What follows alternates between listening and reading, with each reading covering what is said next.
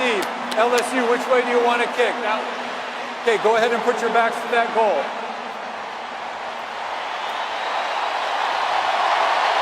Clemson shall receive the opening kickoff.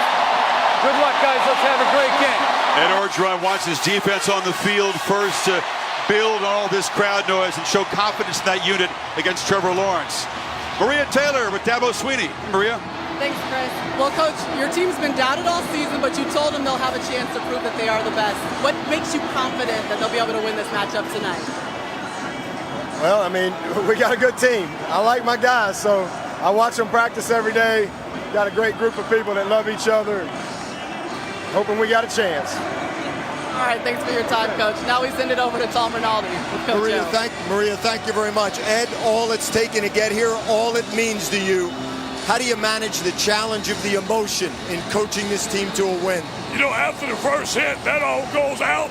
It's about fundamentals, technique, play for 60 minutes. They're a good team, we're a good team. Let's battle. Appreciate the time. Go Tigers. The cut at Orgeron's head came from a punch that he gave himself after a practice to get his guys fired up. He's a unique individual, Kirk. He really is. He has a team that is incredibly fired up against the old veteran Clemson team that's been there and done that. That leadership and experience would tend to give the advantage to the Clemson Tigers, but we'll see about the emotion of LSU here early. Orgeron hoping for an early stop, hoping the crowd will continue to make life tough on Lawrence. They've got the busiest and the best kickoff man in the country. Avery Atkins, a sophomore from Auburn, Alabama, to boot it away. Travis Etienne hoping he'll have a chance against all odds to return this kick. Comes from Jennings, Louisiana, about 100 miles away. Tigers versus the Tigers for the title. Should be a lot of fun.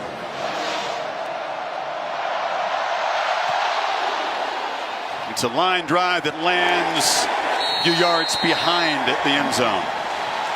So here comes Trevor Lawrence. Sublime performance against the Crimson Tide of the championship game a year ago. Never thrown a pick in a postseason game, but boy, he had to show his toughness. The helmet shot against Ohio State, he thought he'd hurt himself. They were down 16 points at that point.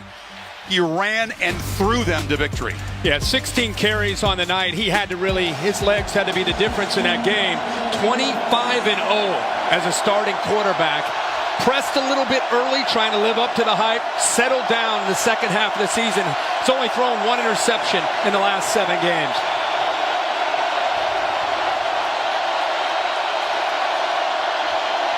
Looking to throw, and it's Justin Ross. A trick play right off the bat. Etienne takes the handoff from the receiver. LSU not fooled. Christian Fulton made the play. Yeah, LSU flying around. Clemson trying to catch them napping a little bit, trying to get the ball to the outside. Etienne's going to have a big night. T. Higgins didn't play well against Ohio State, got dinged up, will have to play incredibly well on the perimeter. Chason, the best pass rusher, and Stingley, the top freshman corner in the nation. Free play, and it's caught downfield. Ross, after the LSU defense had jumped offside, Lawrence makes the most of the free play. Well, Clemson felt the scouting report on the LSU man-to-man. They play a ton of man, but they give you outside leverage. They take away the fade. They take away the outside defense throw. In the neutral zone at the snap. The penalties decline. The result of the play is a first down. So instead of being able to go to the outside, he pumps to the outside, and Trevor felt that. He felt Chason, who's amped up in this building, jump, and then he knew, see how he goes to the inside? But Fulton gave him that move. Clemson researched that in these 2 weeks in prep, knew they could get that inside crease. 35-yard gain, looking to throw again. Etienne gets the lob from Lawrence and has space, breaks a tackle, and is dragged down near the 26-yard line. Tigers threatening instantly. A little screen, little slip screen, get him out in space. Travis Etienne just needs room to work with.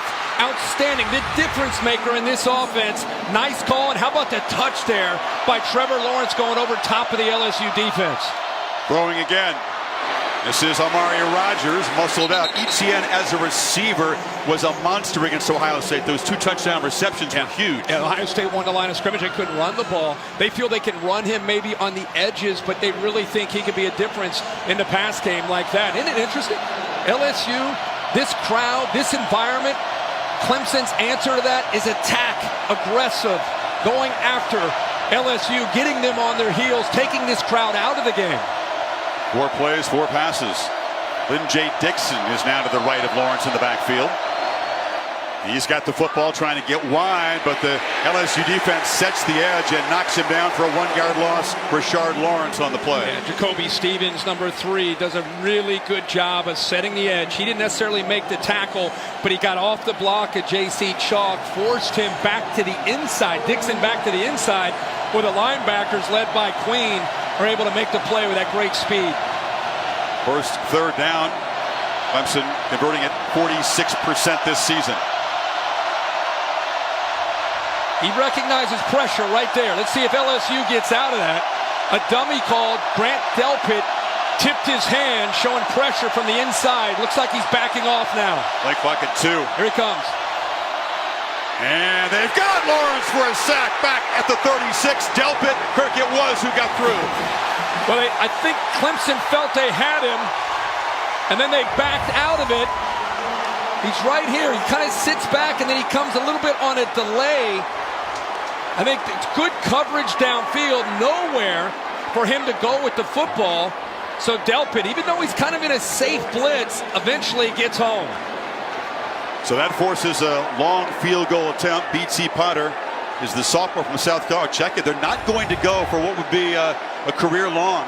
He was hitting from this range in the pregame warm-up, but instead Sweeney decides to send out Will Spires, the punter, and now with 1 second to go, we're going to take a delay of game here, back him up a little bit. Interesting.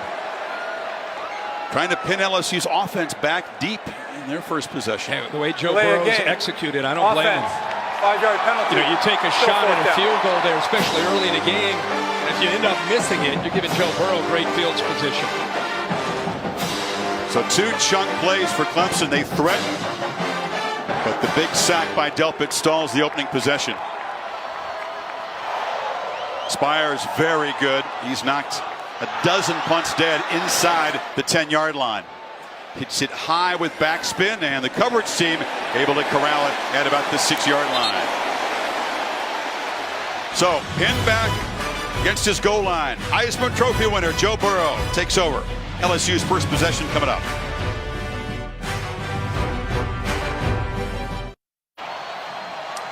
Joe Burrow comes from Athens in Southeast Ohio. Star in hoops and in football. Not recruited by his dream school, Nebraska, where his dad and brothers played. Went to Ohio State, played 3 seasons there. Didn't get much of a chance. Transfers to LSU. Last year, pretty good. This year, off the charts, sensational, and broke records for the margin of victory in the Heisman Trophy. Plays the quarterback position like a middle linebacker. Incredible ability to process and get the ball out quickly. Clemson's got to come up with some plans to try to get him out of rhythm early. Empty backfield.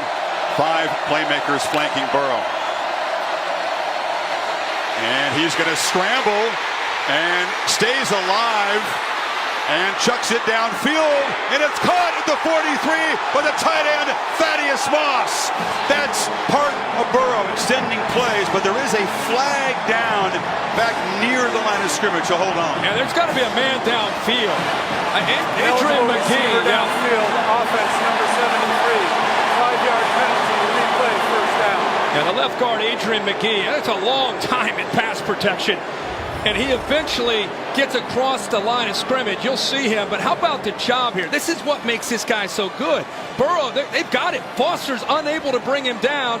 And then there you see the offensive lineman right here. They're a good 7 or 8 yards downfield when he makes that throw. So take away a potential big play, the creativity. And by the way, Brent Venables' first play, bringing Isaiah Simmons off the slot on a blitz. Negates a 36-yard gain, makes it 1st and 13.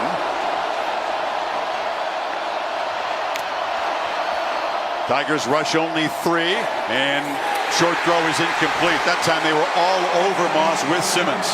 Well, everybody wanted to know what Brent Venables would do with 2 weeks to go. What I just saw is a lot like what Kevin Steele did.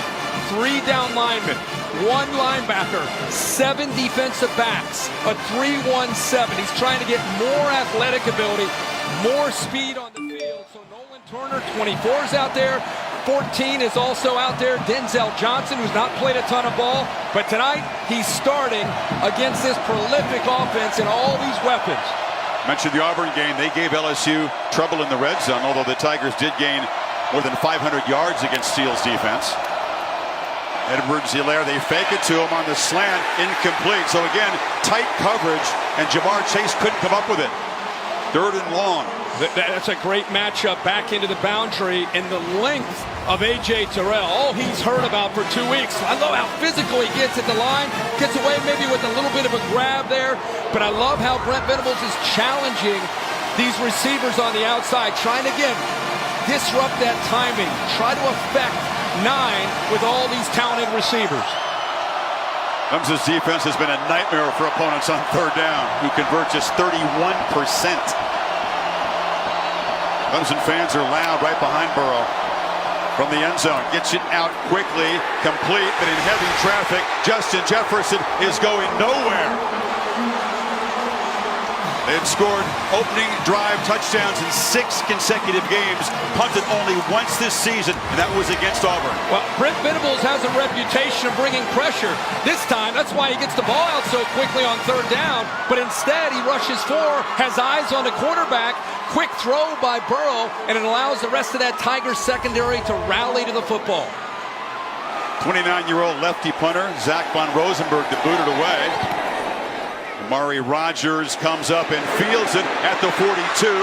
Spins free of 1 tackle, but it'll be knocked down right there. But Sweeney playing field position. It works out perfectly as Lawrence will take over in plus territory for the 2nd drive. Yeah, that's exactly why he did it. Confidence that he has in his defense in the first series after this long wait goes to the Clemson Tigers. It's the first time since the Auburn game that LSU's not been able to sustain a drive and put points on the board.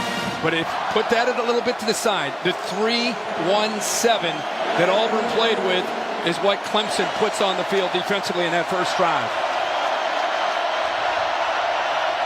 Lawrence was 4 for 4 in that opening drive for 51 yards. Etienne, his first carry, accelerates, and he'll get about 4. Jacob Phillips, the top tackler on LSU, made the stop. I think the best chance to run the ball because of the size of the interior of LSU's defensive front. They're going to have to get him on the outside where he has great acceleration, and they can put a dent on that defensive line on the edge and try to get that edge and get yards, positive yards. 2nd and 5, play action, and a slant incomplete. Tight coverage there against Amari Rogers by Kerry Vincent Jr. Well, he got there early. We're seeing these officials early in this game let him play. Hey, Vincent got there, watch 5, jumped this route to slant, gets there a little quick and a little early with a push in the back. Easily could have been called. 3rd and 5.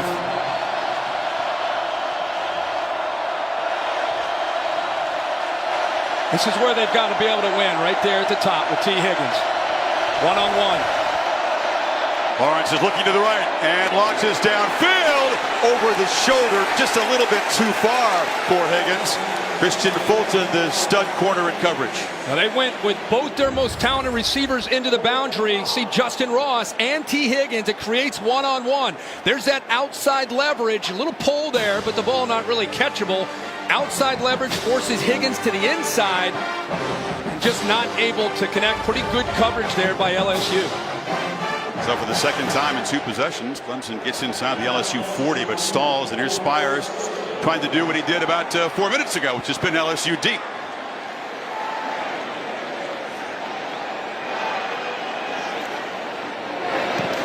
Big fella may have kicked this one a little farther than he meant to, and even though it's not caught cleanly, coverage team does its job perfectly. Burrow backed up again. Back after these messages. You're watching the College Football Playoff National Championship game presented by AT&T.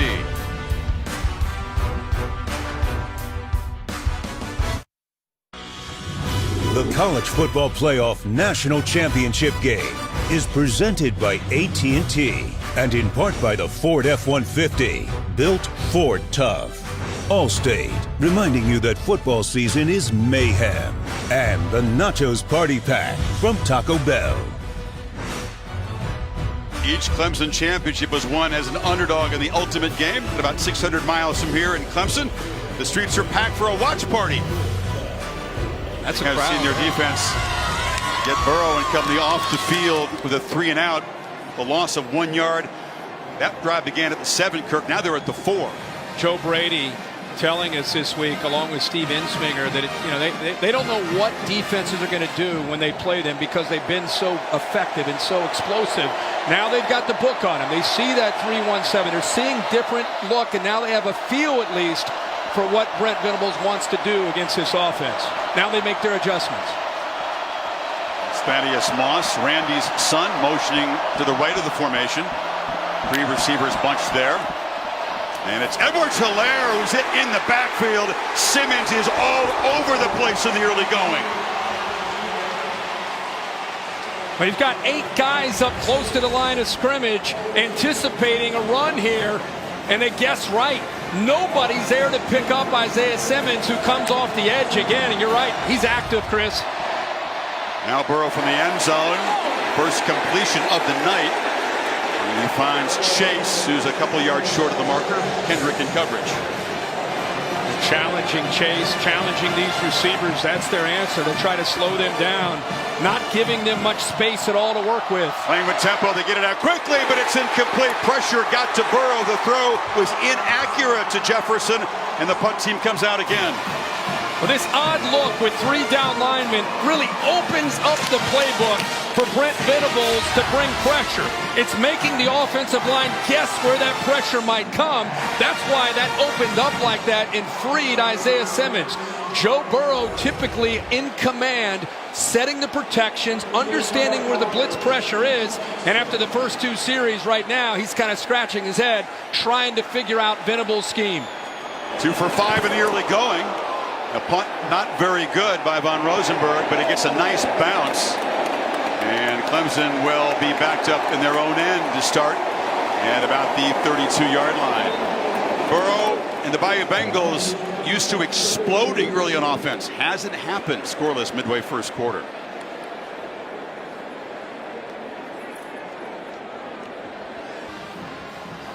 This year marks the 5th anniversary of the College Football Playoff Foundation's Extra Yard for Teachers initiative. Celebration, CFP Executive Director Bill Hancock and ESPN President Jimmy Pitaro presenting a 6-figure check moments ago to students and teachers from New Orleans Public Schools and the Jefferson Parish Schools, and teachers around the dome asked to stand to be recognized. 3rd possession for Clemson. They've threatened in LSU territory each time but punted. Set up this time at the 33. Not seen him run the ball from the quarterback spot yet. Play action, zips it across. Catch made by Braden Galloway, and the Tigers tight end off and rumbling. A flag comes in on the tackle down to the 10-yard line. And the man who was suspended for an entire season makes his first impact play in ages. Boy, he made a great play there, but I think it's going to come, part of it that will come back with a block by T. Higgins, a blindside block. Personal foul, illegal blindside block, offense, number 5. 15-yard penalty, still results in a first down. Move the ball back, and they'll spot it about the LSU 40. Yeah, this is way downfield. You see it almost about the 28-yard line where he'd already picked up big yards. Gets in front of them, but still, because Queen had no idea he's a defenseless player, you can't make that block. It's one of the new rules in college football to protect these players. But a great call on 1st and 10 to get those linebackers' eyes in the backfield on ETN and on Trevor Lawrence, and they catch him napping by sneaking Galloway behind him. The game is 42 before the penalty. Pump fake. Lawrence still's got the football, looking to run, makes a cut, and slides down at the 30. They'll mark him just short of the first down. I mean, when he is decisive as a runner, I think that's the area that his game has changed the most from last year to this year. He's up to 220 pounds. He's running the ball. It makes those safeties have to really be aware of 16, not just as a passer, but the threat of him to pull it down and run the ball, as we saw last time, and delivers. Ohio State, 16 carries, 107 yards. All of a sudden, you got to pay attention to the Clemson tight ends. Galloway in the slot to the right. Lawrence is looking over the middle, trying to buy time, and delivers a strike. And sliding down is Higgins. A flag down again in the offensive line pit area. Well, where the umpire threw that typically would be a holding call or a hands up in the face. Personal foul. Illegal hands to the face. Defense number 62. Half the distance to the goal. First down. Siaki Ika, the freshman from Salt Lake City, and then he'll move the ball inside the 10. Yeah, he's up against the center, Pollard. Just to the right there, 62. He's trying to do everything he can with his hands. You see that right hand gets up, the follow through. Helmet almost comes off of Pollard. Umpire saw it, made the call.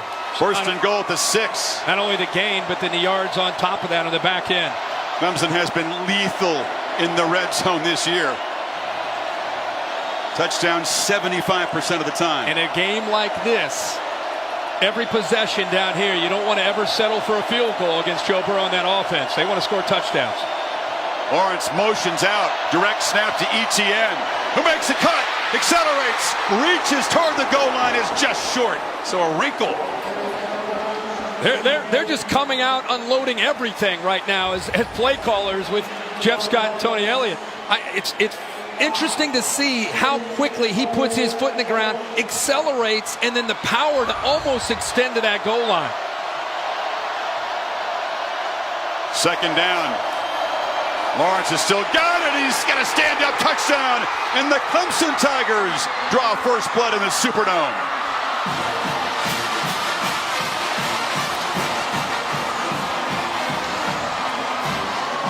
LSU loses their edge.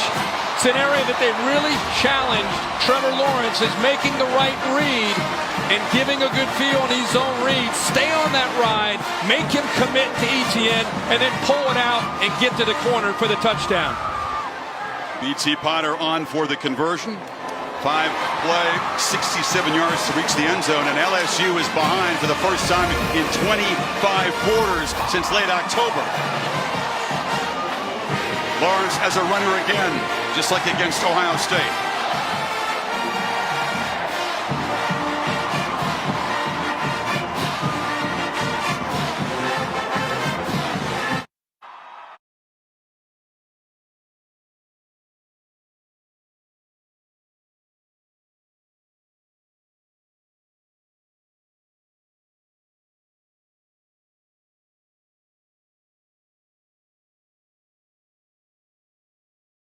Want more stats? Hey Siri, who has the most passing touchdowns in college football? No, the answer is Joe Burrow, who's 3 away from Cole Brennan's single-season FBS record of 58. It's been easy for Burrow. 8 touchdowns in the first 9 possessions of the semifinal romp over Oklahoma. But just like last year's championship game, Clemson's defense has set the tone early. It was a pick 6 by A.J. Terrell last year, and they have stymied LSU, which gains about 8 yards of play. Kirk, they got 6 yards in the first 6 plays. And they've also been backed up deep in their own area. They're inside their own 5 one time at the 4-yard line, also at the 7s to Steve Insminger on the right, calls the plays. Joe Brady, who's been such a big splash as the passing game coordinator coming over from the New Orleans Saints, has brought more of a NFL scheme to this offense, and it's been dynamic. When you're talking about an offense that scored 49 points a game to lead the country, they've gone through everybody. In these first 2 possessions, they're kind of guessing right now against this 3-1-7 look with the 7 defensive backs. See what they do to counter what Venables has thrown at them early, Kurt. Clemson brings pressure on first down. They pick it up. The throw to Edwards-Helaire, but not much after the catch. Tanner Muse forced them out. Well, we sat down with them. They talked about dime and whether it's 5, 6, 7 defensive backs with what they call penny. They said we want to give Joe full progression reads, meaning give him a chance to get the ball out of his hands quickly, find the matchup that we like best. Look for the slant, now delivers, and it's caught by Terrence Marshall, and LSU's first down out across the 40. And that time he had enough time to eventually find that window. Nice delayed route there where Marshall's able to get underneath. Good protection, good timing that time. One of the first times we've seen LSU with that timing that, again, has been historical in the 2019 season. 15-yard gain off the play action. Burrow is pressured, steps up, cannot escape. He'll be sacked by Justin Foster, who has to step up tonight, Kirk, because Niles Pinckney can't go. That's right. He's on the edge. You wondered the edge tonight.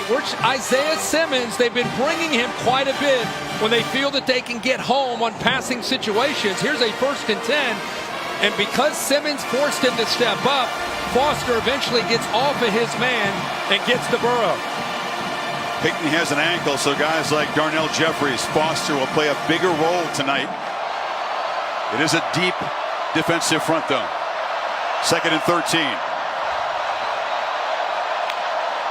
They show pressure.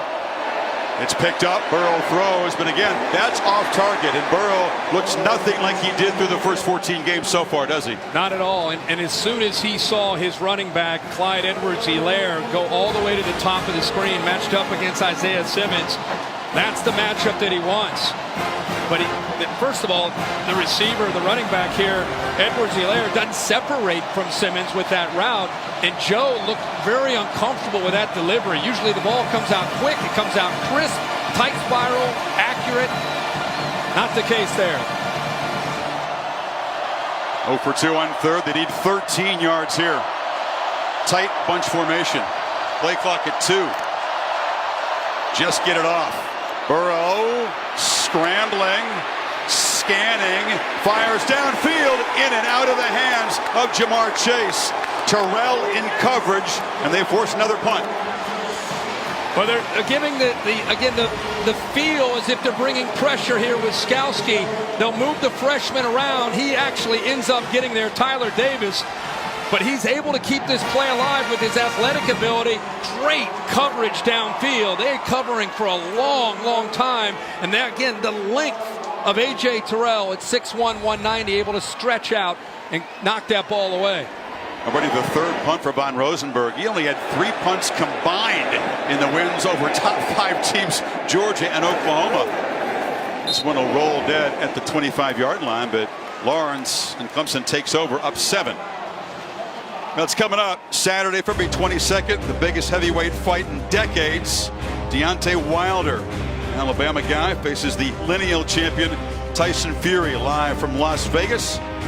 Undefeated heavy hitter square off for the 2nd time. That was a hard-hitting draw the first time. February 22nd, live on pay-per-view. Not what Coach O expected so far in this first quarter. His defense has been puzzled. His offense has been shut down.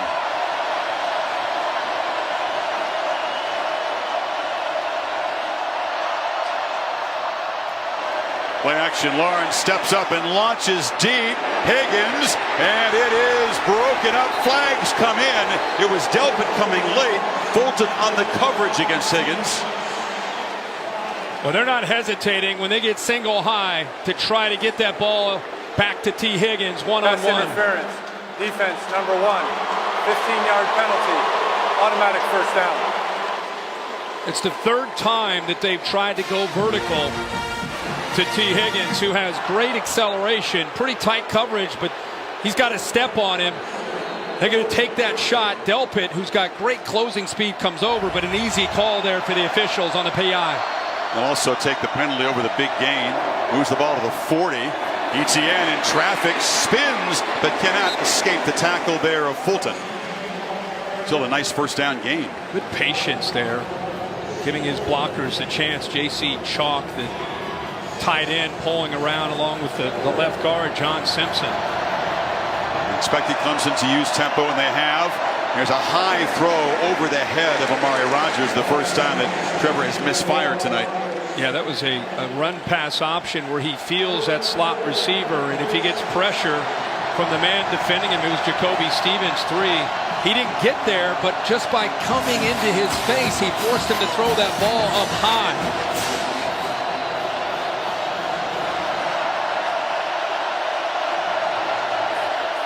Clemson needs 4.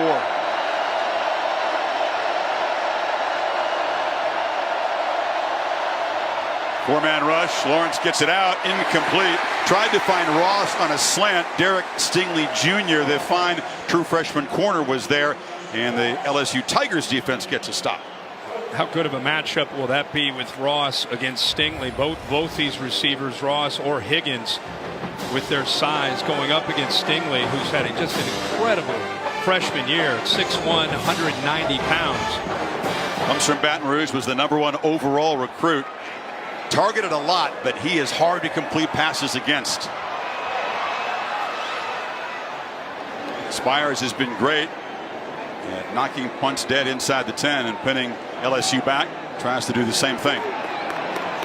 And that time didn't quite get the punt off, and they weren't trying to take a delay of game. Delay of game. Offense. 5-yard penalty. Still 4th down. Don't mix in a rugby punt. You could see Spires was rolling to his right. Well, they also took Isaiah Simmons, who was lined up as a personal protector and then motioned out. Took a little bit of time, and eventually that caught up to him.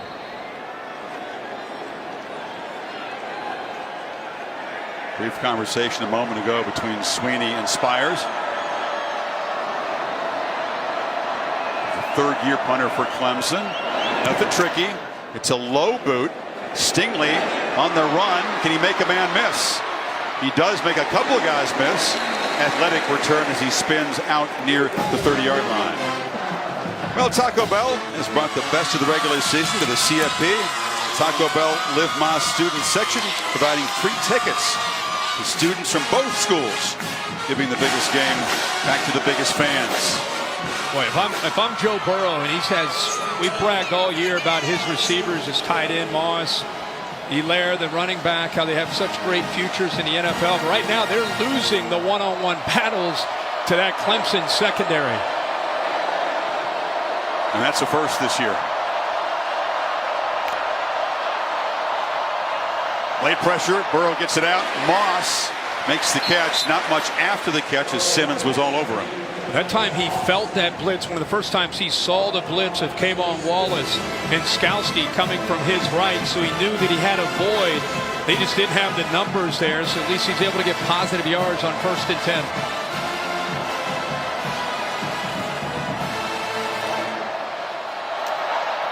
Edwards-Hilaire, and he cannot escape the tackle of Skowski, and he's got that tattoo in his left bicep that says "War like the warrior you are," and he is a warrior out there. No doubt about it. He's had a monster year. They go with that condensed formation, and that gives Clemson a chance defensively to bring 8 guys up close to that box area where Brent Venables has more bodies than they can block, but they're still able to fight for that 1st down.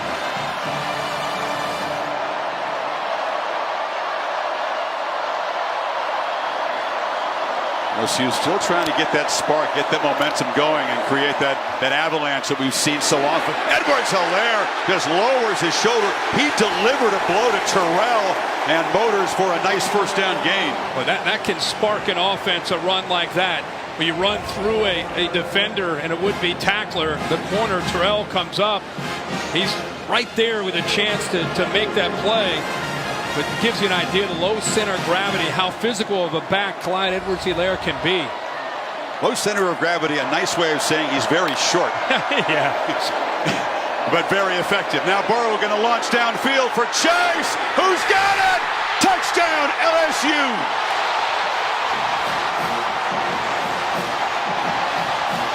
It took a while, but the Bayou Bengals offense says join the party.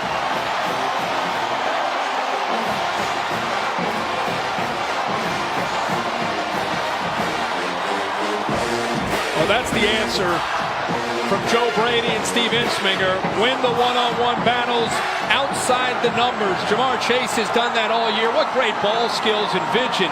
Battling there with Terrell. Fighting, losing his balance, and keeping his eyes on that football to come up with a touchdown. The sophomore who won the Bolitnikoff Award as the top receiver, Kirk, scores for a 13th time this season on a deep shot. That's by far the most. Yeah, and the thing is, they've been doing a good job with Brent Venables' scheme of putting up the pressure. These safeties have been cheating. You get him here, you get this guy down. They're trying to take away a lot of the quick throws, a lot of the underneath things. And this time he just kind of sits there, but Turner's not able to get back and help Terrell out. So it's essentially Terrell on an island against Chase. gets behind him, and there's the accuracy of Burrow for their first touchdown of the night. It was good on good in that matchup, and that one goes to the supremely confident sophomore from the supremely confident senior. What that can do is that can now the threat of that is going to give Brent Venables pause on all this pressure, and now you can get back to trying to run your basic offense, the quick throws, the quick slants, and the run game, and eventually take another shot downfield if you get isolated one-on-one. They were quiet and surprised by Clemson's fast start, but now it's 7 apiece. Let's see what Lawrence can do. They will not have great field position this time after the touchback. Aerial coverage provided by Goodyear. Some of the fog has lifted in New Orleans. That's good news. Goodyear recognizing those who strive to rise above the rest. Goodyear more driven. One of the great moments, Kirk, that have happened inside this dome. 7 Super Bowls, a whole bunch of championship games. In fact, the last 4 times LSU's played for a title right here in this building. You've seen the first 3. Yeah, think about it. When I think of this building, I think of Michael Jordan, right? Making that last second shot as a freshman to win a national championship. Or Muhammad Ali, or Sugar Ray Leonard. So many great things. Hope we get some more memories tonight. That was messed up. The snap wasn't very accurate. Lawrence had to spin, hands it to Etienne, and they swarm him. Jacoby Stevens and Michael Divinity got in there. Yeah, the timing was off from the beginning. The snap was okay to Lawrence, but the execution of the handoff slowed Etienne down and allowed that defense to get into the backfield. It just right there. It's messed up, slowed down, penetration. Lawrence gets in there, and then the linebackers are able to clean that up.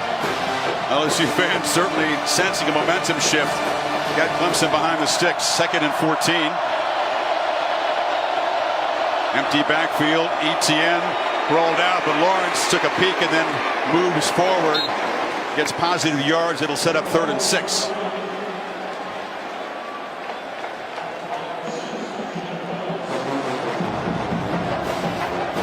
A 67-yard touchdown run against Ohio State is a play we'll never forget. 9th rushing touchdown of the season for Lawrence earlier in the quarter, which has just a minute 13 remaining now. Neither side has converted on 3rd down yet.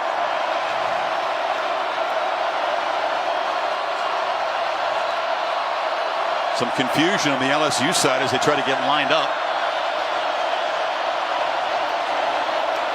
Lawrence under pressure, chased, flips it downfield, and has Galloway, the tight end, for a first down across the 45. His 2nd catch. Chris, you picked up on it, the confusion of that LSU secondary, and then they're in the fact that they were not able to get to Lawrence. There's his athletic ability, keeping the play alive, throws back against his body, but nobody there to pick up Galloway. 18-yard gain on 3rd and 6. And now darting forward is Etienne. Galloway, a guy who had a positive PED test and missed an entire year. Imagine sitting that out. A serious mistake that he maintains was an innocent one. First game since October of 2018.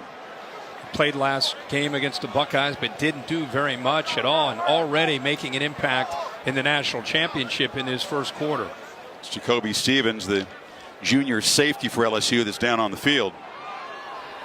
You've seen a team in Clemson that had a quiet assurance, and that comes right from their quarterback and their coaching staff. They know what they're capable of in a championship stage, and they've come out very sharp in the early going. Yeah, they really have. I mean, the matchup really for the last 2 weeks was how will Joe Burrow's offense match up against this Clemson defense, because Clemson has had a great history and tradition of being creative and confusing quarterbacks, confusing offensive linemen and pass protection.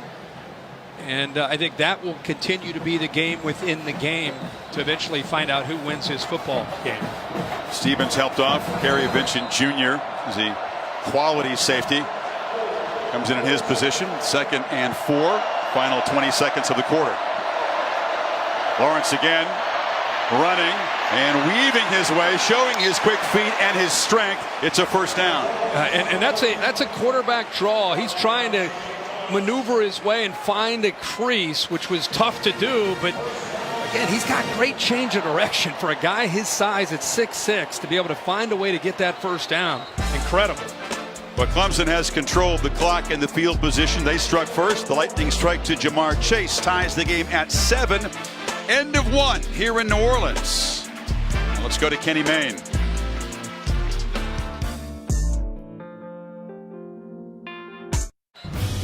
Seven apiece, start the second quarter. College football playoff national championship game presented by AT&T.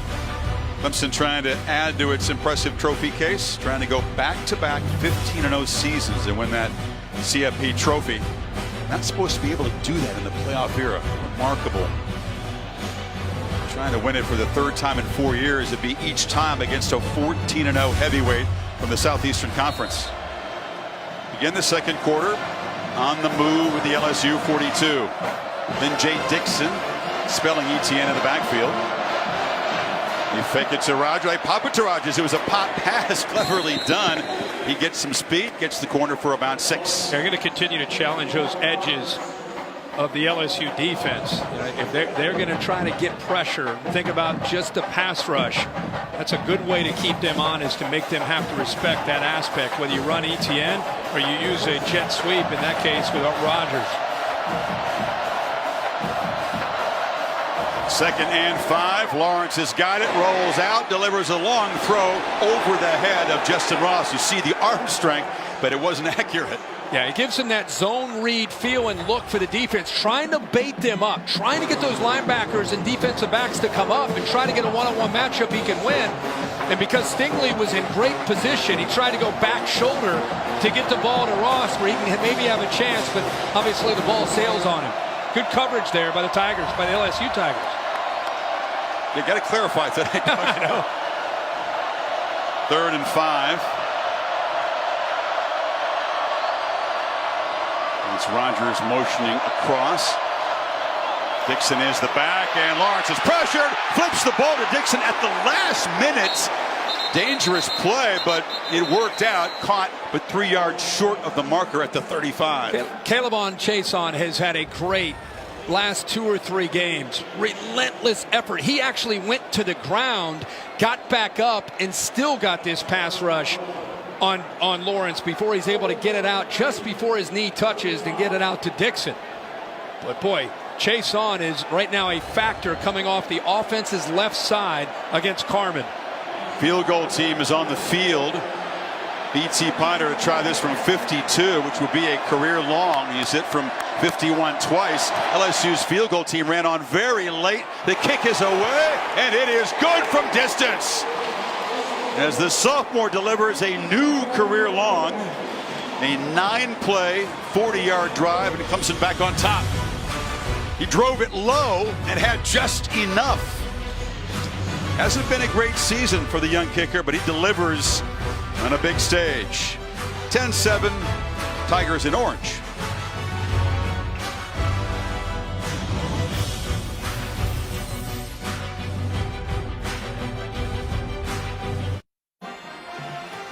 President and First Lady also attended LSU's victory at Alabama this year.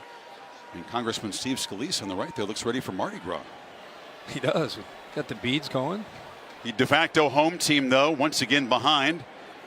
BT Potter now 3 for 3 on field goals beyond 50 yards this season. And a nice smile from Dabo Swinney afterward. He eschewed the long field goal try early, but Potter delivers there. He now kicks off, and it'll be another touchback. Time from plan to play. Brought to you by Northwestern Mutual, Kirk. Well, they went back to the drawing board. They said, you know, let's get the ball out of Joe Burrow's hands quickly. That was one of their answers, trying to find matchups, trying to find space, trying to get their athletes in space. Then they created a one-on-one opportunity. Burrow knows he's going to chase all along, keeps the safety in position, works his way from the left all the way to the right, come up with a 70-yard drive and that touchdown. They had 38 yards on 14 plays before that touchdown. They had 10 pass attempts. It netted 32 yards until the 52-yarder to Chase.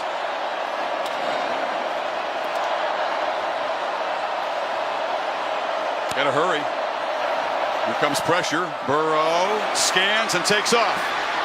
And he's in the clear and now slides down He is a dangerous runner. Really hurt Georgia in the SEC championship game. Watch the middle of this defense. Watch how it clears out. And watch Joe Burrow feel Isaiah Simmons take Moss. Once he gets his eyes on Moss, you've got to have somebody there to account for the speed and the decisive the thought process of Joe Burrow. He's now run for 37 first downs this season. That is a big number. And he gets upfield. Process of Joe Burrow. He's now run for 37 first downs this season. That is a big number. And he gets upfield so quickly when he makes his mind up to run the ball. Much quicker than he might appear on TV. When you watch him field level and defenses have to adjust, they are usually surprised. On the slant in traffic, it's Marshall, and they get about 6. That's LSU this year. You're going to bring pressure with Isaiah Simmons. They're going to get the ball out fast and find one of those quick slants underneath, whether it's to 2, who's had a quiet night, Justin Jefferson, or the Terrace Marshall, who comes up with that big catch there on 1st and 10.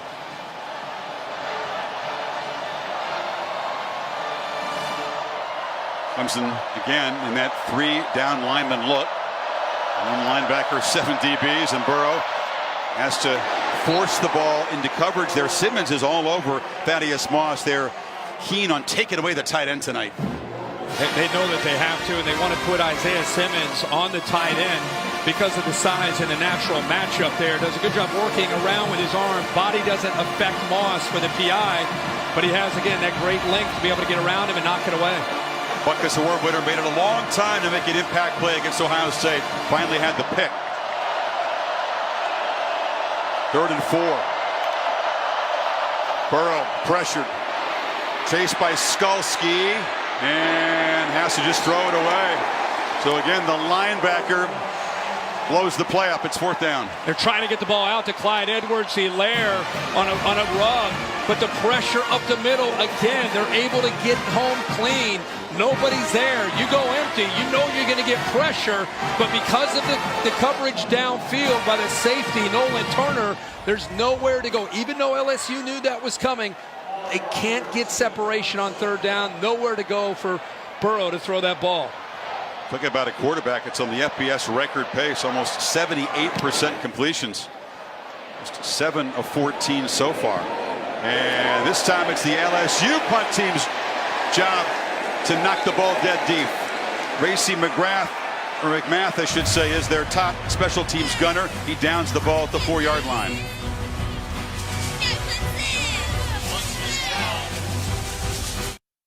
The College Football Playoff National Championship game, presented by AT&T, is brought to you by Gatorade. For the athletes who give everything, nothing beats Gatorade. And Samsung QLED TV, bringing 4K to tonight's megacast for the first time ever.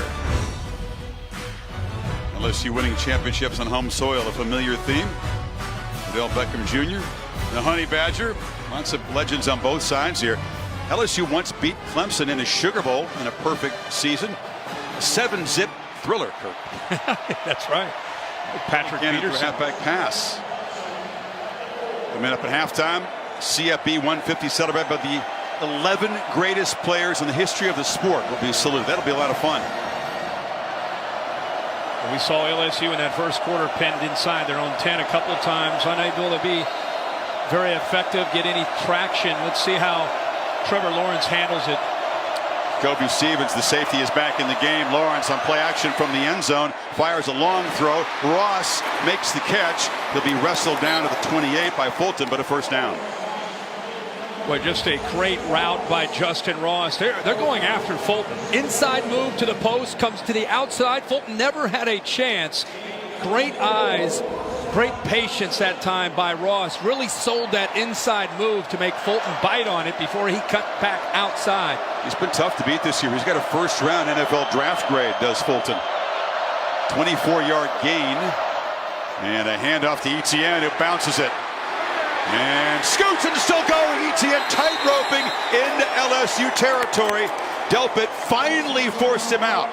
You know, as good as Chason is as a pass rusher, he loses the edge, and his eyes are looking towards the quarterback, Lawrence. He's looking for a pass because Lawrence fakes the throw, and Etienne went right by him.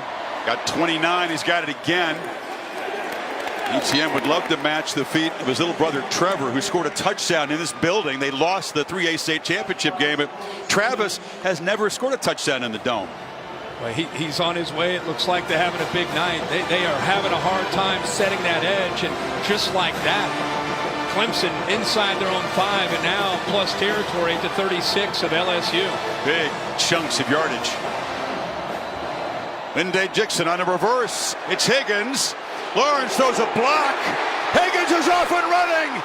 Breaking tackles, banging off people. Touchdown. Clemson stretches the lead. Wow.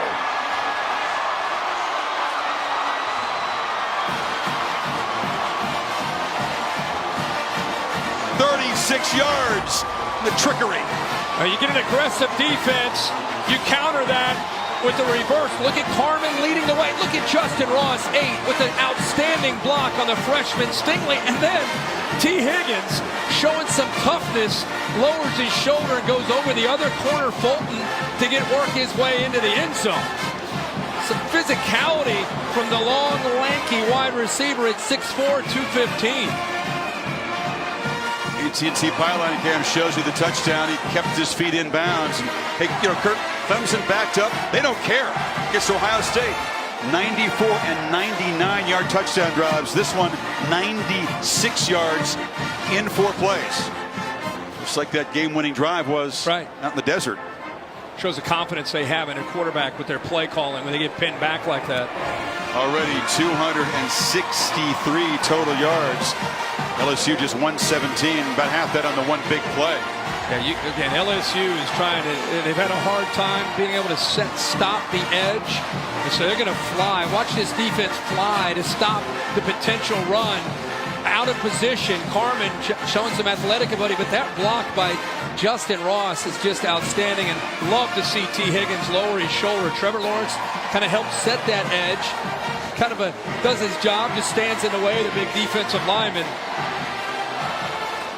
Well, Kirk, we wonder what would happen if this front-running LSU team, this offense that's been unstoppable, meets their match against a talented defense and falls behind. Dabo Swinney's team is up by 10, and we're about to find out right now. I wish he'd start having some fun down there as a coach. For those in orange, that was a fun play. Trickery, a bunch of guys doing their jobs, and Higgins finishing it with a physical move inside the 5-yard line. And right away, you saw Dabo go down and work the defense, trying to get them to respond to that drive and touchdown, put Clemson up. LSU has not been behind by double digits all season long. Another reminder, Saturday night, UFC 246 in Vegas. Conor McGregor, long-awaited return to the octagon against the Cowboy. Donald Cerrone holds the UFC record for most wins. Prelims at 8 on ESPN, main event at 10 Eastern. Go to ESPNplus.com/PPV. See Dabo congratulating Justin Ross, not T. Higgins, just for the block. Burrow on the slant. Chase has got it, and first down out across the 40. How do you defend slants like that consistently all night? You can't, because what he's looking at is the linebackers coming up to stop the run, so it gives him a passing lane on the run-pass option. Usually, you don't see a quarterback work to the backside. You've got to have inside leverage to take away those quick throws. That's just great execution, though. It's tough to stop. Justin Jefferson, we're used to seeing him catch those slants. Just one catch so far for a negative -1 yard. Clemson brings the pressure. It's picked up, and now Burrow is launching downfield. And it's Chase again who's got the catch. And again, fighting inside the 5. Terrell was beaten again. He did save the touchdown. So if you're going to pressure Joe Burrow, it's just going to come down to, do you get to him or not? Because if you're going to leave Jamar Chase and Justin Jefferson one-on-one, they're going to continue to go downfield because of the confidence that they have that they will win that one-on-one matchup. Edwards-Helaire on first and goal is stopped by Nolan Turner, the safety who invaded the backfield. So plays of 52 and 56 yards already to Chase. That's another one of their answers to this pressure is, hey, if we get one-on-one, let's get downfield and make a throw. Boy, Dabo Swinney, a full sprint. That was like a 40-yard sprint to try to get that time out. The headset went flying. He saw something he didn't like down there as LSU went empty. Dabo's still a guy, you wonder about pulling a hamstring, but he does sprint out. He gets good and warmed up. He does. He sprints onto the field, full sprint. Maybe it's for those kind of opportunities. That was good 30 yards. Well, they were celebrating seconds ago, but you can see why, even though LSU's not used to being behind, no lead is safe. They dangerously have moved inside the 5-yard line. You know what's great about this game is the confidence that both coaches have in their quarterback, and that they feel that we're going to continue to fight, we're going to continue to be aggressive, we're not going to get conservative, we're not going to think, oh boy, they've got us off track, let's pull back a bit. No. Keep going full steam ahead, keep believing in Joe Burrow, keep believing in Trevor Lawrence, and make this defense, even with this system that's gotten us a bit off track, make them have to respond to us. This is great versus great. LSU is so tough to stop with their pass game inside the 10, but Clemson's been the ultimate red zone defense this year. It's what won him the game against Ohio State. Edwards-Helaire goes in motion. Burrow is flushed and chased and has to throw it away. Once again, it was Skalski trying to run the quarterback down. They're having a lot of success bringing these blitzes up the middle. Skalski's going to split right up the middle between the guard and the tackle. Nobody there. You can see a late reaction, just being confused. You're moving your protection one way, and they bring more pressure the other. It's a pre-snap to post-snap look that is affecting the offensive line and the pass protection. Their great use of the timeout at this point as they slowed LSU's momentum. And now it's 3rd and goal. Now they're really spreading them out, trying to create space and see who can win a one-on-one battle. One of those crucial plays early. And Dabo Swinney says, games like this, it's just 4 or 5 plays that are going to decide the outcome, but you never know when they're going to happen. They happened in the second quarter of the semifinal. LSU takes a timeout before the 3rd and goal.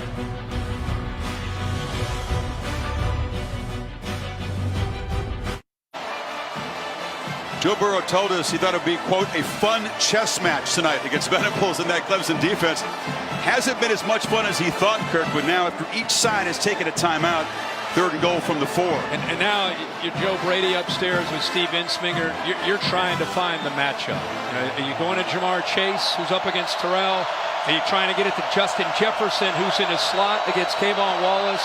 Thaddeus Moss is out there. You've got a lot of different options. Edwards-Helaire far to the left. Tigers have yet to convert on 3rd down tonight. One of those big 4-point plays. Burrow looking to run, escapes and scores. Well, they got the Fab 5 playmakers, but you got to keep an eye on the quarterback too. And they called the right thing. They expected an empty, the potential of him to run. He's done that a lot this year out of empty, especially down inside that 5-yard line. They brought the blitz, Isaiah Simmons and Skalski, but it's picked up by LSU's offensive line, and it opened up there for an easy touchdown for Burrow. We said chess match. That one goes to Brady and Burrow. Cade York, freshman kicker, who has missed 4 PATs on the season, even though he converts long field goals, cuts the lead to 3 again. Here's the touch, or the nice long run by Chase. He gets to the outside from that slot position. They've been moving him around a bit on that right side. Again, that's the matchup. Terrell against Chase. He wins again, almost gets it into the end zone, but we get all the way down to a 3rd down and goal. Spread him all over the field. There's the blitz. Isaiah Simmons came up, but he's picked up nicely by Ed Ingram, the left guard who's in right now. And he sets that block and makes it easy for Burrow to get to that end zone for the touchdown. So each of these prolific passing quarterbacks, who are also dual threat guys, have a rushing touchdown tonight. Burrow is a perfectionist, almost never satisfied no matter how monster a night that he has. Always feels like he can do more or better. Never enough. Just wants to keep raising the bar. He's being challenged tonight. He knows it. He knew that coming in, that there was a good chance for this scheme from Clemson to give his offense fits, but they're adjusting well, and they put themselves within 3 points. 75-yard drive. And Travis Etienne comes from Jennings when he made his announcement and recruiting day. Give a jab at LSU fans who remember. Because both schools called Death Valley home, but Travis weighed in on that issue. Choose the hat. Where are you going for the next 4 years? I'll be taking my talents to the real Death Valley. The real Death Valley. Those are fighting words, and the ugly side of social media, he did get some threats. Once this matchup was set, LSU fans began to harass his family. Travis still smiling through that and enjoying his experience. A lot of media attention for him this week. He's got the football. He's trying to bounce it, and he's going to run smack into a tackler there, knocked down by Phillips. Maria? So, Chris, you mentioned that hometown of Jennings, Louisiana, and that town had Clemson Day on Friday, despite the fact that they're right in the middle of LSU country. T-shirts were made to support Travis Etienne called Tigers Divided, and ultimately he's been called a ray of light in that city. But Travis said he's gone into a submarine, guys, leading into this game, blocking everything out, including mom, so he could be focused. You can't hear the static in a submarine, can you? Travis over 4,000 career rushing tonight and 5,000 all-purpose, and he's got it again. Kind of a sprint-out handoff. He shows the strength, loses the helmet, and draws a flag at the end of the run that'll move the ball near midfield. Yeah, I think 7, Grant Delpit, trying to make a tackle, got his hand in there on the face mask and ripped the helmet off of Etienne, who we're just talking about. Personal foul, face mask, defense number 7.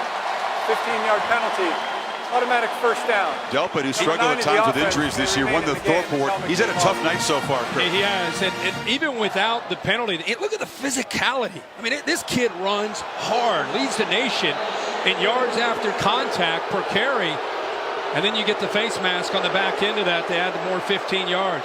Have the back of the helmet and ripped it off. LSU crowd not in love with the call. Empty backfield. Lynn J. Dixon to the right. And Lawrence is looking to the left. And now flips it over the middle, over the head of Rogers, who takes a huge shot there from Stevens and is slow to get up.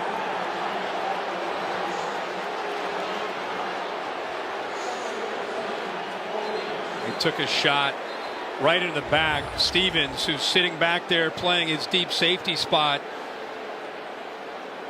You know, that's just a big hit right there in the backside of Amari Rogers. Ball just sailed on Trevor Lawrence. He had him open. Hit him with his shoulder. You can see the whiplash effect on Rogers.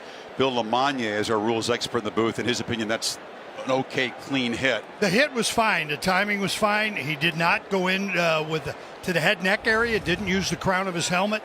It's a clean hit. Stevens is a guy that's no stranger to penalties. He's the most penalized guy on LSU's defense, but that's kind of a dream play for a safety. Oh, yeah. See a receiver laid out and you get a chance to hammer him. Especially if you hit him clean. Mario up and running off the field. Stevens, when you talked to Dave Aranda, the defensive coordinator from LSU, he said, you know, he really helped set the tone emotionally for this defense. Veteran who bounces around and plays a lot of different positions. And this has been a fun one, hasn't it? Clemson's been very sharp. Defense controlled LSU early, but a couple of touchdowns. And now Lawrence and the Tigers right back to work in LSU territory. Dabo Swinney way it out on the field. Has to be ushered back to the sidelines. I don't know if Etienne is going to motion back into the backfield, but they have him lined up. Lawrence fires to Etienne in heavy traffic. LSU all over that. Caleb on Chason, mostly a pass rusher, but dropped into coverage that time. Yeah, I think the entire defense, when they saw 9 out wide, it's an unusual look. I think it was an indicator that ball is going to come out. Good chance it's going to go to Etienne. Did a good job of leveraging the football, forcing him back inside. It's for Dave Aranda. We talk so much about Venables. Aranda can really crank up the pressure himself and has a great pass rusher in Chason, who's right there. 3rd and 9. Quick off the edge, but Lawrence rolls away from the pressure, delivers an inaccurate throw to Higgins, and it's 4th down. Pressure, Divinity's back in the lineup. He gets off quick. No call as far as being a little early. He just had great quickness he's got the time to make that throw, and I think he felt maybe a little bit hurried because on the blind side he felt that blitz was coming. Maybe hurried it a bit, but didn't have much of a chance at all for Lawrence. Divinity, a guy who missed 9 games. Media reports of a 4th positive test for marijuana. He is so eager to make a play here in his hometown. He said all that pent-up anger from all those missed games was going to come out tonight, he hoped. After the punt, LSU once again with poor field position, down by 3.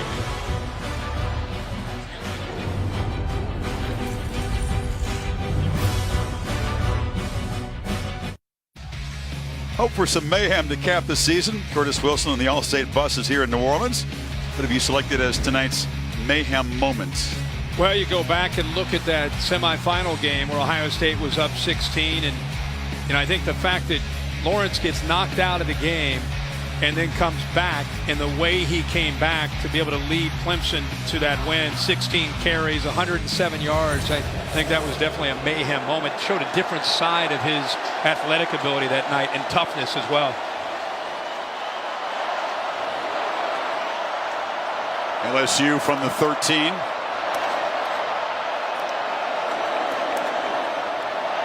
Once again, Clemson crowding the line. Burrow trying to figure out where the pressure is coming from. It's picked up, and he fires across the middle. It was over the head of Jefferson. They struggled to involve the star receiver so far tonight. Yeah, they typically with Jefferson like to work the bender over the cross the middle. Bring a lot of receivers typically in front of that coverage. This time they didn't, but he's still able to get it over the outstretched arm of Tanner Muse, who in this 3-1-7 is almost playing a linebacker a lot of times tonight. They have him up closer to the line of scrimmage. Jefferson, the guy that has 102 catches this year, has not made an impact yet so far.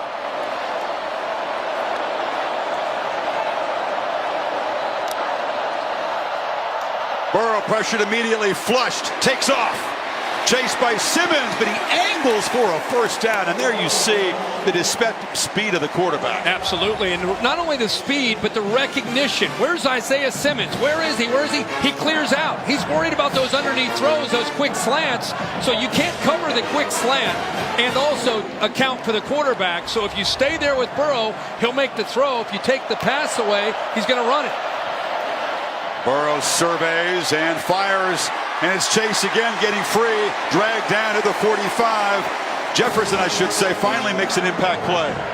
That's more like what you expect to see. Watch this open up. They take Marshall 6 underneath, opens up a beautiful throwing lane. That's what LSU's offense has been, the timing and the rhythm this season. Can't hold Jefferson down forever. Now Edwards-Helaire out of the backfield. Spins free of a tackle. Makes 2 more men miss and gets down inside the 35.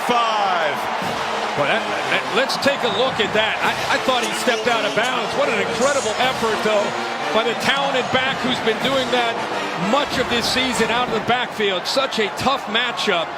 He's inbounds. Oh, did his hand maybe touch out of bounds? Nope. They run the play, and now it's Jefferson out of the flat. Stop and go, lowers the shoulder, hammers down inside the 15, and the Tigers offense is rolling now. Yeah, they sure are. They're getting the ball out quickly. Joe Brady and Steve Ensminger, their adjustment is to be attacking, getting the ball out quickly, and getting their receivers to win these one-on-one battles. And now the crowd boos because Clemson player Tyler Davis, the big, almost 300-pound defensive tackle, is dropped to the field, complaining of an apparent cramp. They were going so fast. That big play by Clyde Edwards-Helaire out of the backfield. This is where they slipped Justin Jefferson out, brought him from the left to the right. Nobody picks him up, and he is dynamic. Edwards-Helaire, maybe the premier all-purpose back in the country. 50 catches coming in. This to play. Look, you see his hand touches. His feet stayed in, but the hand touched down. But they were going so fast, it didn't give the replay booth enough time to be able to beep down and take another look at that. Gary McNann is the replay official from the Pac-12 here. Davis continues to get stretched out. Again, Niles Pinckney, the starting defensive tackle, the grad student who's played in 4 playoff games, was in tears on the bench before the game. He has 1 more year left. He could come back, but be a tough way to end the career if you're Pinckney, and now Davis has to walk off. We'll see if that was, there's Pinckney there, but you feel for him. Ankle injury is the issue. We'll see if Davis's injury has broken the momentum here of LSU, which LSU fans suspect was the motive all along. First down inside of 6 minutes to play. Orororo, a true freshman from Lagos, Nigeria originally, with a fun name to say, filling in for Davis.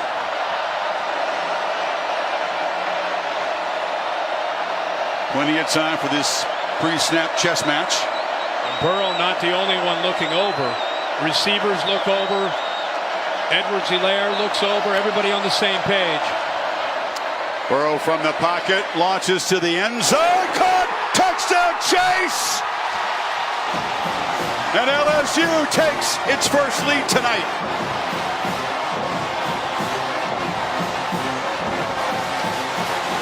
Man, can he drop a dime? I had a chance to sit down with Joe Burrow this week in Baton Rouge about this matchup, and I asked him about, well, you throw a lot of balls that the receivers look covered, but you throw it and you score touchdowns. And he said, those defensive backs are not looking. They're open. I don't care if they're in phase or stride for stride with my receivers. I'm going to throw the ball. It's exactly what he does here with Jamar Chase. He trusts his receiver to make the play. Matched up against Terrell. It's good against good right here. Watch him hesitate and then work towards the fade. The timing of this. Wait. Almost as if he's going to block. Pretty decent coverage till the end. But Burrow knows. See, shows, kind of flashes that he's going to block. Terrell didn't bite on it. Stays in pretty good coverage. But this is that timing between Joe Burrow and these wide receivers we've seen all year. Chase has caught his 19th and 20th touchdown receptions tonight. Took it 87 yards in 6 plays, barely 2 minutes, aided by the fact that Edwards-Helaire touched his hand out of bounds, but they didn't buzz down in time. That's right. How about Chase tonight? As he said, 5 catches, 147 yards, 2 touchdowns. He was confident, and he's backing it up. Sure is. We're not even to halftime. He's got 147 yards. And he's been going up against the best corner from Clemson and A.J. Terrell and winning that matchup. His teammate Jefferson set the CFP single game record against Oklahoma with 227 receiving yards on 14 catches. Chase could chase that record down tonight if this keeps up. Now this season, for every field goal and extra point made by the 2 schools, All-State makes a contribution to the general scholarship fund. Thank you, All-State. Tonight, Kurt, Trevor Lawrence and Clemson takes over behind for the first time tonight. And the noise is back in the dome. These folks have spent the entire game on their feet. Wide snap, corralled by Lawrence, who fires, and a hands catch made beautifully by T. Higgins. Those long arms. Wow. In front of Fulton. That was impressive. You know, T. Higgins had a rough night against Ohio State. Really, all the Clemson wide receivers had a rough night. And his all hands. Nice catch there by T. Higgins, even as he comes down to the ground. They were challenged all year. They're going to take a peek at this. Take a peek, I guess, when he came to the surface. They're going to see if there was the ball moved when he came down with it. I mentioned Higgins knocked out in the first quarter. It was a concern over a concussion. They examined him at halftime, and he came back in the third quarter against Ohio State, made 4 catches. Ooh, what is the first part to touchdown there? Looks like that foot was on the white. See the left foot, if it gets down. Yeah, boy, I thought the left foot never got down. He looked like he was going to be able to get it down. I thought the left foot would get down right there, and it never quite touched. You have to credit Fulton, though. His physical play forced the receiver out. Sure did. I just assumed the left foot came down, especially we're watching it live. How about that toe? It somehow never touches the ground.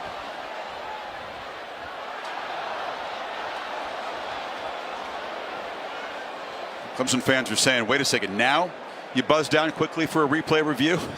Right. Yeah, they're going to bring this one back. Take away. Gain out to the 36, a 16 or 11-yard gain. It'll be 2nd and 10. Yeah.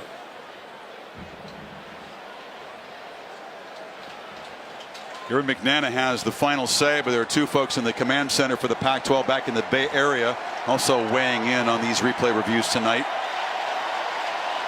LSU fans are convinced that that replay is definitive. Clemson receivers admitting to us that the Ohio State corners, Damon Arnett and Jeffrey Okudah, both did a good job of jamming them at the line of scrimmage. They didn't have a great game, and they've been challenged these last couple of weeks to try to step up in this game. Well, they've already spotted the ball back at the 25-yard line. We haven't gotten an official verdict from Chris Coit, but here's a clue. It's a 2nd down and 10 play. They're looking at two things. Did he maintain possession, and did he get a foot down? Which foot touchdown first? Yeah. Yeah, it seems like everybody's dialed in on what's going on. Even the Clemson offense is already kind of moving forward as if it's 2nd and 10. They see where the ball has been placed. After review, the pass is incomplete. The receiver didn't maintain control going to the ground. It'll be 2nd down. Please reset the game clock to 5 minutes, 14 seconds. 5:14. We also don't think he got a foot inbounds. Thank you. Kirk, we talked about this battle on both sides between the talented receivers and the talented defensive backs. It's been interesting to watch so far. It really has. Like I said, I mean, they've been challenged to try to step up. LSU plays a lot of man-to-man, very similar to the way Ohio State challenged them and had success, and they were determined to be able to get off a press and win. Shovel pass inside to Etienne, who navigates through traffic. Can't quite bust that tackle for a bigger gain. Stingley got him to the ground along with Delpit, but it's a 1st down. And Trevor Lawrence, nice patience, drawing Jacoby Stevens to him to be able to then flip it underneath to get Etienne the ball and then have a chance to follow the guard, John Simpson, around. He kind of hid behind him and then accelerated for that 1st down. Things happen fast when number 9 has the football in his hands. He faked it to him. Lawrence wanted a downfield shot, takes a hit, and launches an overthrow.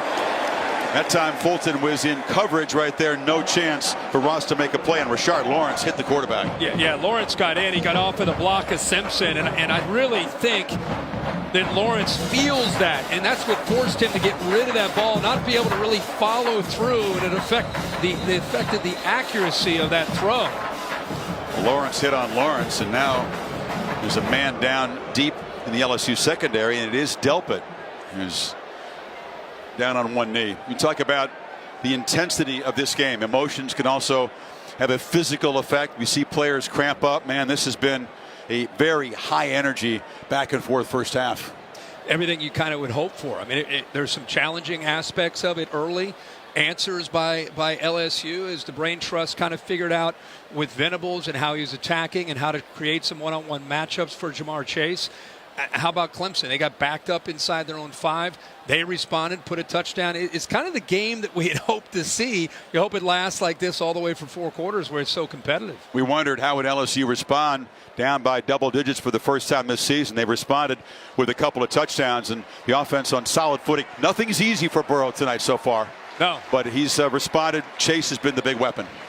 Sure has. And you wonder what Brent Venables will do as an answer. Is he going to bracket Jamar Chase, which would then open it up for Jefferson, or it could open up for other. That's what makes LSU so good on offense, is if you try to take one guy away, they're going to find the other potential matchup that's a mismatch or an advantage to them. Replacing the Thorpe Award winner is a true freshman, Mo Hampton from Memphis, number 14 in its safety, playing deep center field. 2nd and 10. Delayed handoff, and Etienne going nowhere. Glenn Logan, the big defensive end, grabbed him for a loss. What a great play by Glenn Logan right here.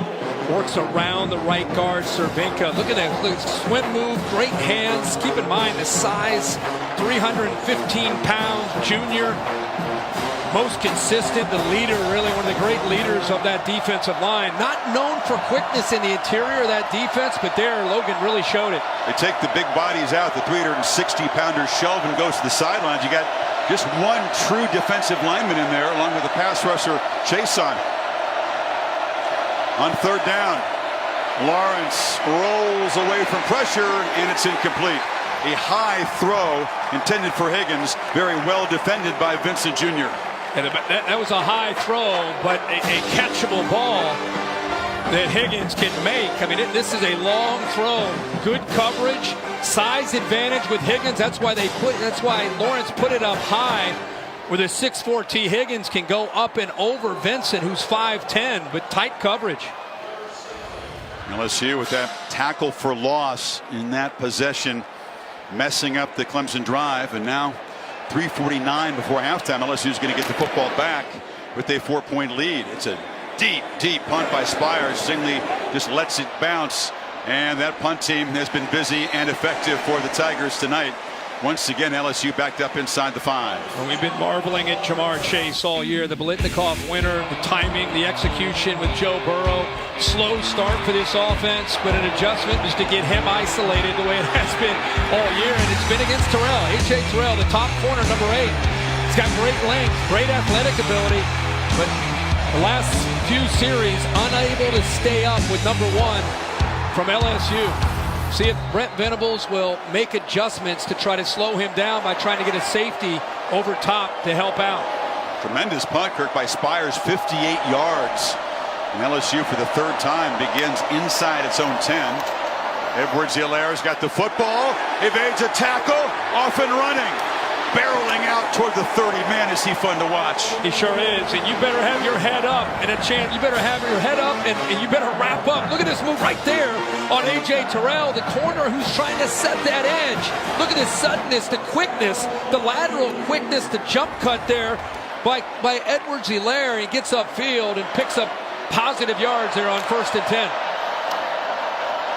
Burrow against a 4-man rush. Is still pressured. Can he escape? He bobbled the ball, recovered it, but it's a big loss of 9.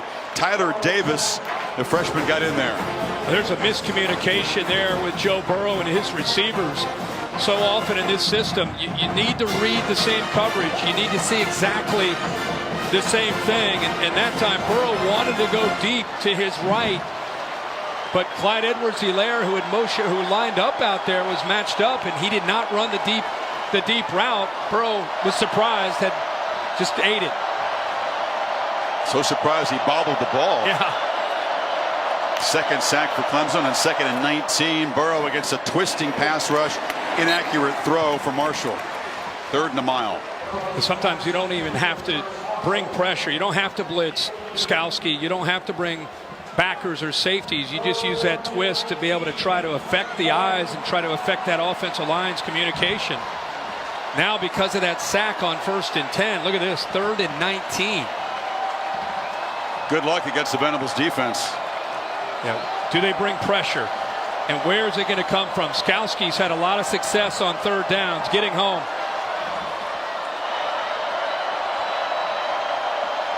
Here he is on the left edge, number 47.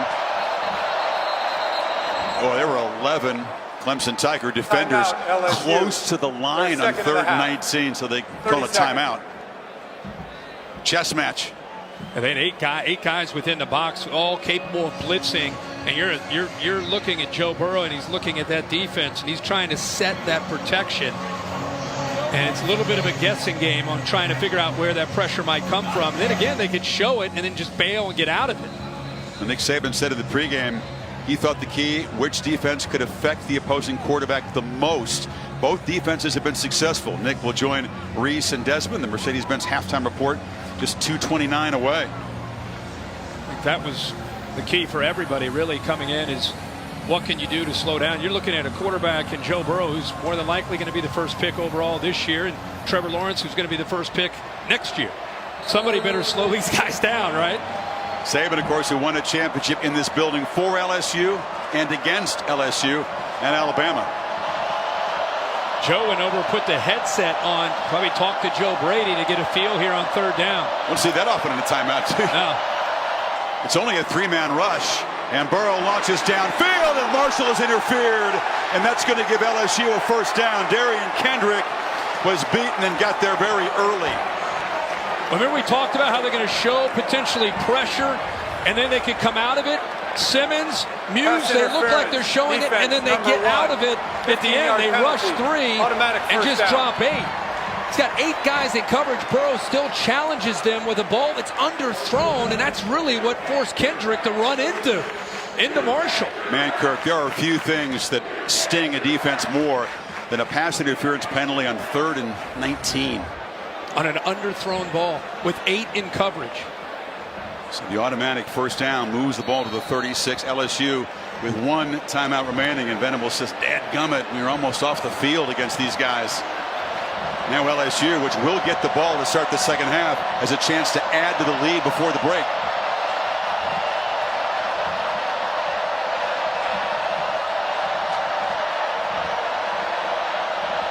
Play clock running down. 3, 2. Just got it snapped. 3-man rush, ball gets out. And Chase again hurts Clemson. First down inside Clemson territory. You press them, you get up tight, they're going to go by you for a touchdown. You drop, you show press and drop, you're going to give them space. It's pitch and catch. It's very simple for him to find that space and make that quick slant throw. Crank the tempo. Off play action. Burrow looking for a downfield shot. It wasn't there, but he darts forward. Skalski grabs him after a short gain. Good coverage that time by A.J. Terrell downfield. He wanted to go with tempo, try to catch Terrell napping, see him looking left. He wants to unload that down the left sideline the way he has all year to Jamar Chase. And that, because of that coverage by Terrell, they eventually get to Burrow. Man, Kirk, this possession feels really important. Sure does. LSU on top, getting the ball again to start the third quarter here. The middle 8, Dabo Swinney talks about it, the last 4 and first 4 minutes of each half. Clemson has owned that historically. LSU trying to change that. Burrow worms his way free. How did he not get sacked? He actually got about 3 yards out of the play. Well, the flexibility within this 3-1-7, you're guessing really where this pressure is coming from, and they're confusing the offensive line. Only problem is they're getting there, but they're not bringing Joe Burrow down. He gets positive yards instead of taking that deep sack, and now it's 3rd and 5 instead of 3rd and 9 or 10. More manageable, but they're still just 1 for 5 on 3rd down tonight.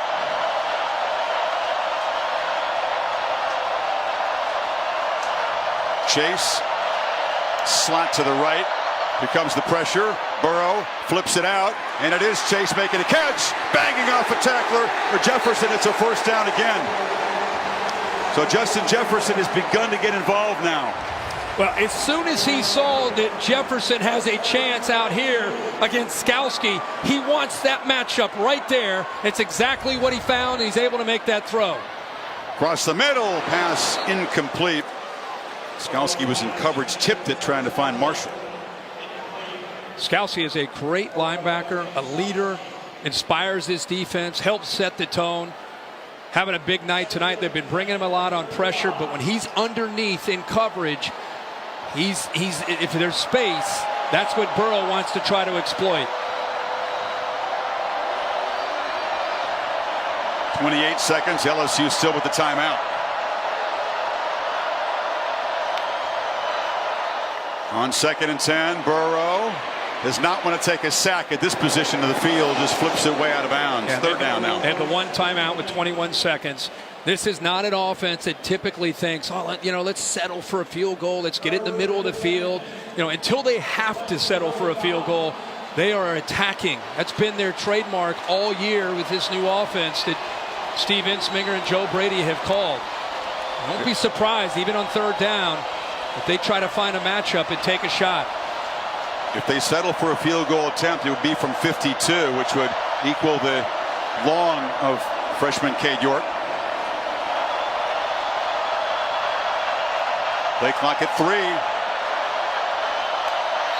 And LSU did not want to have to do it, but now, Kirk, they spend their final timeout. Burrow was taking too long to get things adjusted there. Yeah, he's mad too. I think he got mad that LSU, and it ended up being the head coach, Coach O, called a timeout. He was worried that the play clock, he couldn't afford another 5 yards here at the end, and you're trying to stay in field goal range. And Joe Burrow had a reaction as if, slammed the ball in his hands, as if he was frustrated with the sideline. I think Coach O was frustrated there too. I think he was. Yeah, he didn't really care for that response. They ended up using their last timeout, which is critical. I know they do a good job of getting the ball out, but Clemson's done a pretty good job of getting pressure and confusing the offensive line with the pre-snap to post-snap look. Burning that timeout certainly has to impact the play call. If they're stopped short of a first down, they would really have to hustle the field goal team out. Yeah. I mean, you're talking about getting a first down and hoping that the clock stops getting out of bounds, or as you said, being in hurry-up mode if they come up short and stay in bounds. The field goal team poised to run out unless Burrow can gain 10 yards here. So I think he takes a shot right here. Burrow takes off and gets in the clear. Gets a block. Makes a cut and is knocked out at the 5. That's gutsy without a timeout, but it works. It sure is. He followed the center's block. They clear out again to take advantage of his athletic ability. Nobody in the middle after that block by the center, Cushenberry. And boy, he can accelerate, between he and Lawrence. They're known for their ability to throw, but both can hurt you if you forget about their legs. A 29-yard run. Again, no timeouts, first and goal, 14 seconds. Burrow's got that internal clock. If he's throwing, it's out in less than 2.5. Here comes pressure. Gets it out quickly. Touchdown! Thaddeus Moss just standing still. And LSU stretches the lead before halftime. 95-yard touchdown drive. And Moss, one of his best buddies on the team. Well, they gave him just enough time to get that ball out. He took a shot by Skowski. You could see the grimace in pain. He paid the price for his 58th touchdown pass of the season. And Randy Moss, just a LSU fan, a proud dad tonight, but he's pumped up. Third touchdown of the season for Moss, and an 11-point LSU lead after they were down 10. And they get the ball, as you said, to start the second half. You can see the medics are checking out Joe Burrow. Here's the big run. Third down and 10. What are you going to go with? Look at the blocks downfield. He's pointing, trying to get it one more block to try to get into the end zone, and wisely steps out of bounds. And then this is a great call. Once they get inside the red zone, a heck of a call by the LSU Brain Trust. They found a matchup. He recognizes blitz right here on the inside. And what a great job by Moss of, instead of taking that into the corner, he settles down to give Burrow, who just gets it off, a chance to throw it into that hole in the zone. He's got the flak jacket, but Skowski is the hardest hitter in this defense. His dad, who was a linebacker, told him, son, when you hit another player, you make them feel you. And he does. Sure did. Yeah. Burrow. What a route by Moss. You couldn't see it there, Chris, but he was going to go into the corner, recognize that Kendrick was in zone, and just settle down. Great recognition by the tight end. So LSU, a 21-point run. They've scored touchdowns on their last 3 possessions. This gives you a really good feel and a look for this. Instead of continuing out here, he just settles. He sees that, settles, and Joe Burrow saw the same thing. That's what you have when you have two best friends. They see the same thing, and instead of throwing that into the corner, he runs the right route, and Joe Burrow puts it right on the money. And now Cole Brennan has been caught. Burrow with 3 touchdown passes in the first half. Not quite the 7 that he had in the first half against Oklahoma, but new FBS record, and you'd like his chances of owning it outright before this one is done. So Trevor Lawrence, a kneel down. Clemson's defense was so dominant early. You think we're doing a great job on Joe Burrow. He's thrown for 270. He's run for 55, and the lead is 11. 28 points, 359 yards, tracking towards over 700 yards of offense, and 56 points. Well, How would LSU respond? Well, they have answered strongly. And here's Ed Orgeron with Tom Rinaldi. Ed, from down double digits first time this season to up double digits, what changed? Great game. You know, we had some bad field position at the beginning. When we started clicking on offense, we figured out what they're going to do. Now we move into football. We had some critical stops with our defense. This is a heck of a football game. How do you build on this momentum? We get the ball in the second half. We got to go down the field and we got to score. We got to stop them. We got to keep on playing for 60 minutes. We knew it was going to be like this in the championship game. Appreciate it, Ed. Go Tigers. Let's go to Maria. Thanks, Tom. Well, Coach, LSU with the score going into halftime. What would be the key to containing the Tigers to be back out of the locker room? Well, first of all, really sloppy finish there. 3rd and 19, and we get a bad PI. Just not playing smart right now. They've made, listen, they're going to make some plays. A couple of throws to number 1 were just great plays. They got great players. We had pretty good position, you know, but just the dumb stuff, man. Really disappointed in how we finished, and especially right there on the 3rd and 19. We just got to play smarter, you know, and then we didn't play. I thought we had 2 bad possessions offensively. So get in here, let's settle down. It's a long time. This is going to be a battle in the second half. We've got 2 great teams, and you know, right now they're up. See how we can finish. Thanks, Coach. You got it. There's emergency because Clemson's defense is going to be on the field trying to avoid this lead from getting any larger. LSU 269 yards of offense in the second quarter. Bayou Bengals up by 11 at halftime. Coming up next, the Mercedes-Benz halftime report.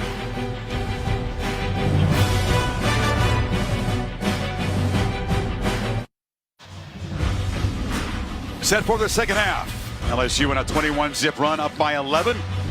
College Football Playoff National Championship game presented by AT&T. LSU will get the football first in the 3rd quarter after being stymied earlier. Burrow got it going, 4 touchdowns in the last 5 possessions, but Burrow did take a big hit from the hardest hitter on Clemson's defense, James Skalski. You see that left arm pinned against his side, wincing in obvious pain. Didn't want to be touched by the trainer, said, "Keep away from me." Kirk, he didn't spend much time in the locker room. Came back and rode the bike for a lot of halftime to try to stay loose. Yeah, I haven't seen that very often at halftime. Starting quarterback comes out trying to stay loose. It looked like a shot in that rib area where it can be very, very painful. But you're right. What an incredible turnaround of events from the way this game started, where Venables was confusing Burrow, and especially his offensive line. In these last 4 or 5 possessions, they got right back on track, and it really shown to be the LSU offense we've seen most of the year. Burrow is back up on his feet throwing after we saw him on the bike, and Tom Rinaldi has more from the LSU sideline. As you said, Kirk, how rare is it to see the starting quarterback come out with more than 10 minutes left after halftime, get on the bike, as you mentioned, for about 3 minutes. What happened, took that hard shot on the last touchdown drive just before the end of the half. On his way coming off the field, told teammates, Chris, "Don't touch me, don't touch me." Certainly, when knocked out of him, soreness in that rib area. Got off the bike, went through an extended motion, if you will, seeing how he was reacting to throwing the passes on the field. Grimacing slightly will certainly be something to look out for. Also, standout safety Grant Delpit, he was in the locker room before the half ended.